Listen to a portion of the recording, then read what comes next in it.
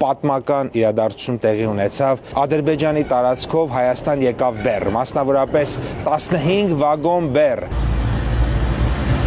Ադրբեջանից Վրաստան, այնուհետև Հայաստան, ինչպես եղավ, որ ռուսական ցորենի վագոնն առաջ անցավ ղազախականից, դառնալով պատմական իրադարձության մասնիկը։ Քանի որ իրավիճակը անսպասելի եւ դինամիկ զարգացումներ են ունենում, ամեն օր բան է փոխվում, որտեղ ի սկզբանե նախատեսված էր, որ Ղազախստանից պետք է գա առաջին գնացքը, ընկալումն այն էր, բայց դրանից հետո պարզվեց, որ Ադրբեջանը նման հնարավորություն տալիս է նաև Ռուսաստանից եկող գնացքներին եւ հիմա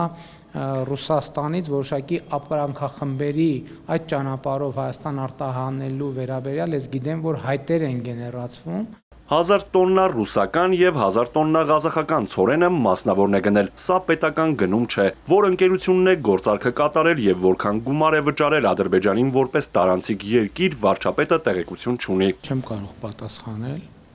որովհետև մանրամասներն որ ընկերությունն է ինչքան է վճարվել է թե չի վճարվել։ Ռուսաստանի տրանսպորտի նախարարությունը հայտնում է, որ մինչև 2026-ի հունվարի վերջը Ադրբեջանի եւ Վրաստանի տարածքով Հայաստան կհասնի եւս 132 վագոն ցորեն, իսկ փոխվարչապետ Օվերչուկը ողջունել է երկաթուղային կապի մեկնարկն ու հայտարարել, որ սա Հարավային Կովկասում խաղաղության հաստատման իրական ներդրում է։ Ռուսաստանի փոխվարչապետը չի թաքցրել նաեւ, որ սա համատեղ աշխատանքի վկայություն է, ի նպաստ տարածաշրջանային կայունության եւ տարածաշրջանի բոլոր երկրների տնտեսական զարգացման։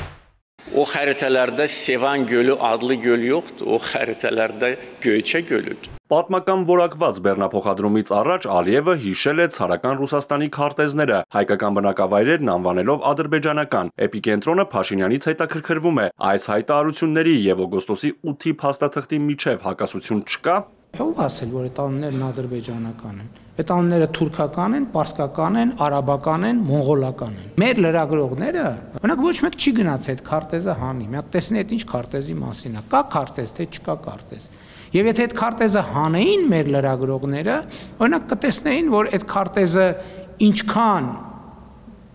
այդ տեսակետից կարա աննպաստ լինի Հայաստանի համար, երկու այնքան կարա աննպաստ լինի ցանկության դեպքում Ադրբեջանի համար, որովհետև օրինակ կարա պարզվի այդ քարտեզի վրա Հայաստան կա, վայ ներողություն, իսկ Ադրբեջան չկա։ Պատմական բանավեճի մեջ մտնելը անիմաստ ու անօգուտ գործողություն է, ասում է Փաշինյանը։ Գոյություն ունի Վաշինգտոնյան փաստաթուղթ եւ 2024 թվականի սեպտեմբերին ստորագրված երկու երկրի սահմանազատման հանձնաժողովների կանոնակարգ։ Եվս մեկ հիշեցում վարչապետին Ալիևի խոսույթից, ոչ թե տանկերով, այլ մեքենաներով են վերադառնալու Հայաստան եւ դա չպետք է վախեցնի հայերին։ Խաղաղությունը նրա մասին է, որ Հայաստանից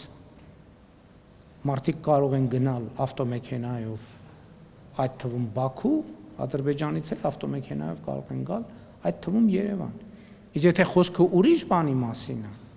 ես ասում եմ, այդ օրակարգը վտանգավոր է խաղաղության համար։ 2025 թվականի օգոստոսի 8-ի ստորագրված եւ նախաստորագրված փաստաթղթերից հետեւում է, որ մենք պետքա դադարեցնենք այդ մոտեցումը։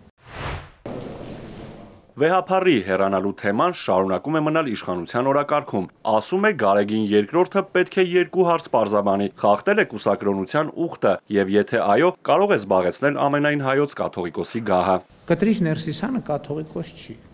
Հայաստանյաց առաքելական եկեղեցին այսօր չունի կաթողիկոս։ Ուրսեր հանել։ Պետական պահպանության ծառայությունից բացատրություններ եմ խնդրել եւ նրանք ասել են, որ որոշում է կայացվել այդ թվում այդ քաղաքացու անվտանգությունը ապահովելու նկատառումով, որովհետեւ նրա պահվածքը մարդկանց շրջանում որոշակի ագրեսիվություն կարող էր առաջացնել եւ դրա համար այդ որոշումը կայացվել։ Արդյոք կառավարությունը պատրաստվում է գնել հեծը սեփականատերերից։ Գնից է կախված։ Եթե դա կլինի տրամաբանական գին, կառավարությունը շատ լրջորեն կքննարկի։ Երկրորդ սցենարն է, որ ինչ որ սցենարով մասնավորեցվում է միջազգային հեղինակություն ունեցող ընկերության մասնագիտացված եւ իհարկե բայց կառավարությունը որոշակի ներկայություն Թե օրենսդրական կարգավորումով, թե բաժնետոմսերի, թե ոսկե բաժնետոմսով այդ արդեն քննարկվում։ Կգնի թե ոչ, պարզ կլինի հանրային ծառայությունները կարգավորող հանձնաժողովի որոշումից հետո։ Վարույթի ավարտը նոյեմբերի 18-ին է։ Հանձնաժողովը պետք է որոշում կայացնի՝ զրկելու է հեծին լիցենզիայից, թե այլ լուծում է տալու։ Արթուր Հակոբյան, Հարություն Հովսեփյան, Էպիկենտրոն։